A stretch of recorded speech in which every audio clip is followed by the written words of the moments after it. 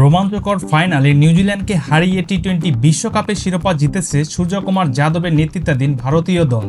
আর এই জয়ের মধ্য দিয়ে ইতিহাস গড়েছে ভারত, কারণ প্রথম দল হিসেবে টানা দুইবার টি-20 বিশ্বকাপ জয়ের কীর্তি গড়েছে তারা। শুধু তাই নয়, প্রথম স্বাগতিক দল হিসেবেও নিজেদের মাঠে বিশ্বকাপ জয়ের গৌরব অর্জন করেছে ভারত।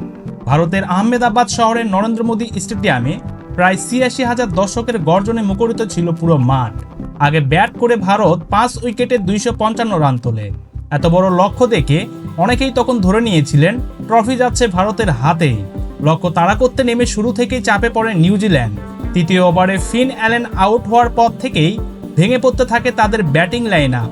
পাওয়ার প্লের ৬ ওভার শেষে নিউজিল্যান্ডের স্কোর ছিল ৩ উইকেটে ৫২ রান। এরপর আর ম্যাচে ফিরতে পারেনি তারা। ওপেনার টিম সাইফার চেষ্টা করেছিলেন, ২৬ বলে ৫২ রান করে নিয়েছিলেন তিনি।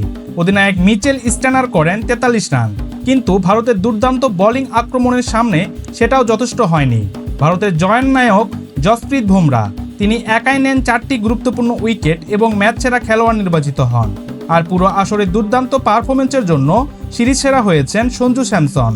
এই জয়ের মাধ্যমে ৩বার টি-20 বিশ্বকাপের জয়ের অন্যান্য রেকর্ড গড়েছে ভারত নিউজিল্যান্ড ফাইনাল ম্যাচ ঘিরে আপনাদের যদি কোনো মতামত থাকে, ভিডিওর নিচে কমেন্ট করে আমাদের চ্যানেলটি সাবস্ক্রাইব করে রাখবেন।